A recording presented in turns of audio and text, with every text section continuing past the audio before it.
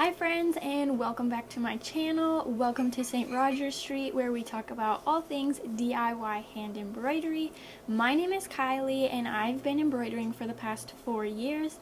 My specialty lies in architectural embroidery, as I just enjoy embroidering home portraits so much. And that really is the beauty of hand embroidery, is that there is so much room for self-expression. So whatever your style is, whatever your color palette, whatever your creative bend or your interest, there is room for you in hand embroidery. And so today I want to share this craft with you. As if you're watching, you're likely new to hand embroidery and have never even made a stitch before. If that is you, you are in the right place.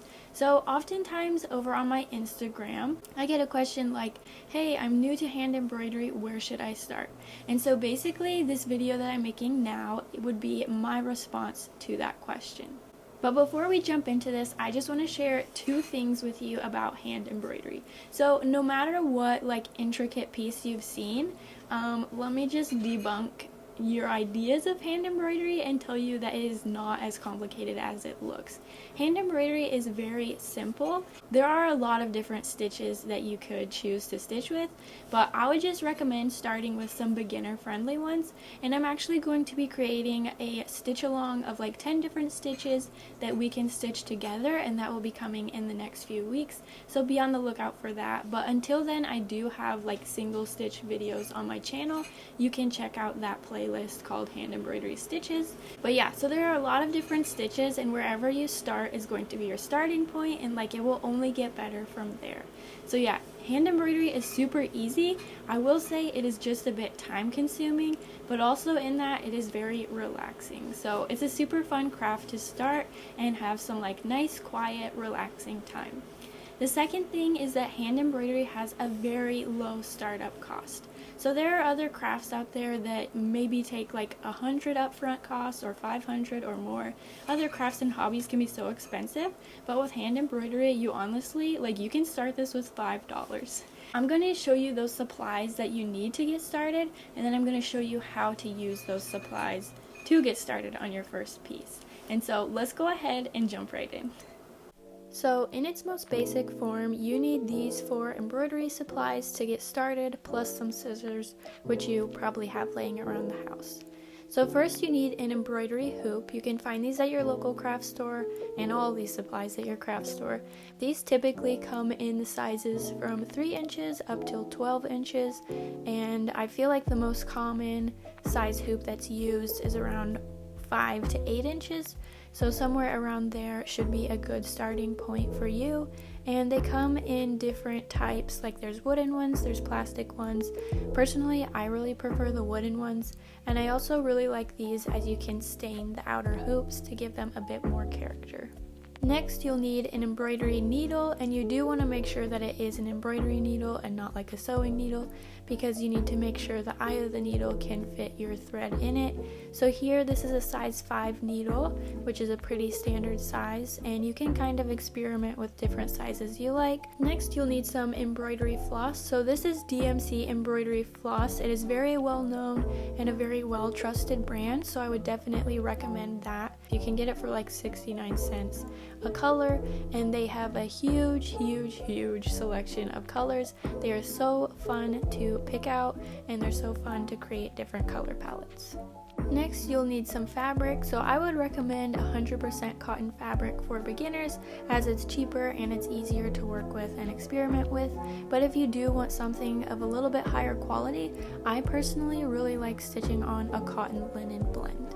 In addition to this, you may also want to use a pencil to draw a design on your pattern, or of course you could freestyle this and just use your needle and thread and go for it.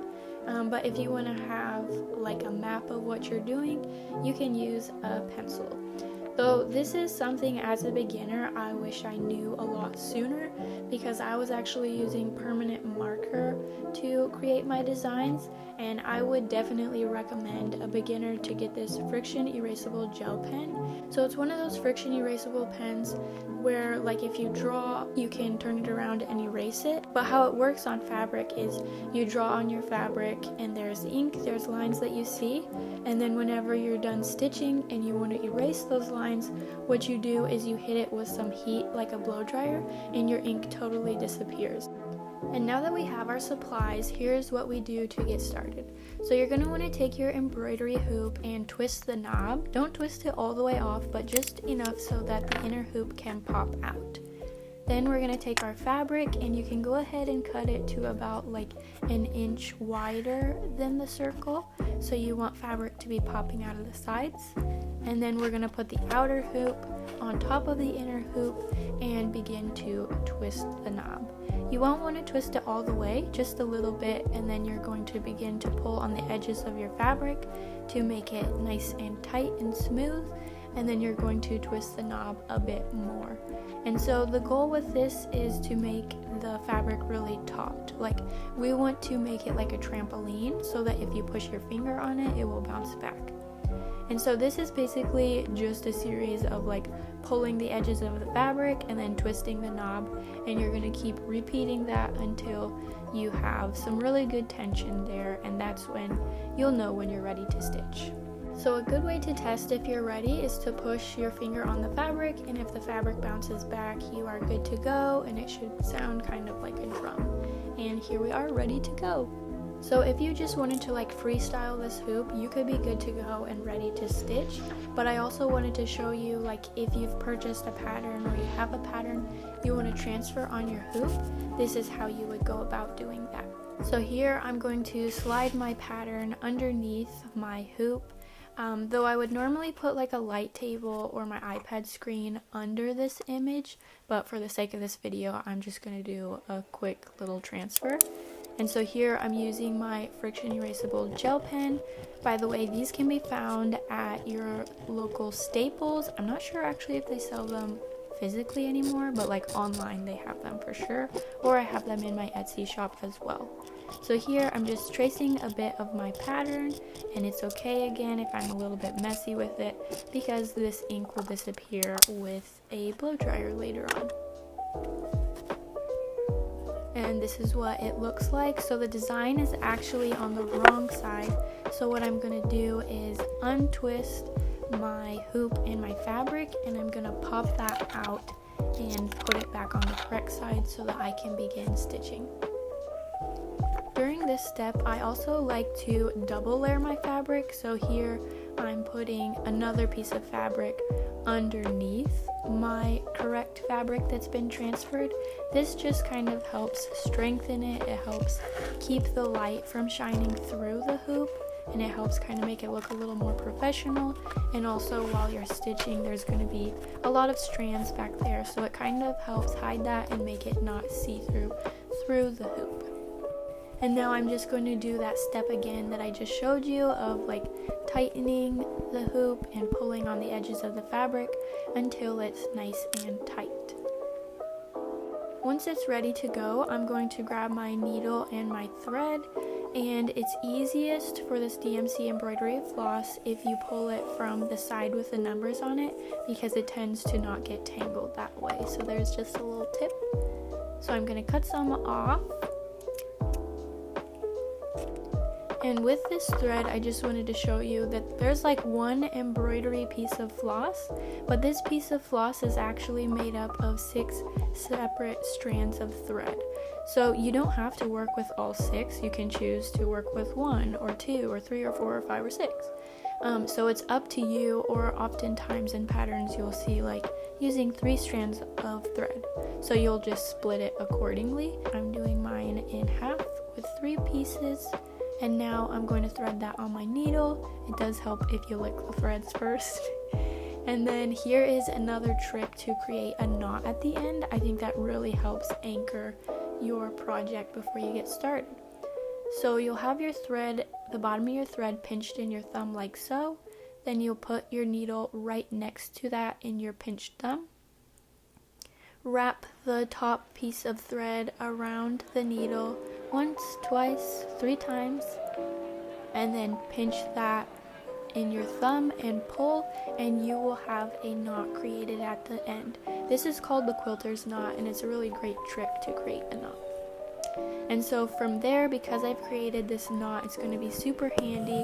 When I pull my thread, the knot will catch and it won't come out, so you don't have to worry about that. And at this point, you would just go ahead and stitch whatever it is that you want to stitch, or stitch whatever pattern it is that you have traced onto your hoop. For the sake of this video, I'm just doing this very quickly, so these are just some simple straight stitches, and then I'll go ahead and show you what we do when we're done stitching. So there we go. This was the quickest embroidery hoop I've ever made. Okay, so to secure your threads, there's two different options of kind of what you can do, and one is to slide your needle under the threads that are back there. So normally there is a whole lot of threads back here. There's barely any for this project, but what we would normally do is like do this 7 times and then cut your thread and you'd be good to go.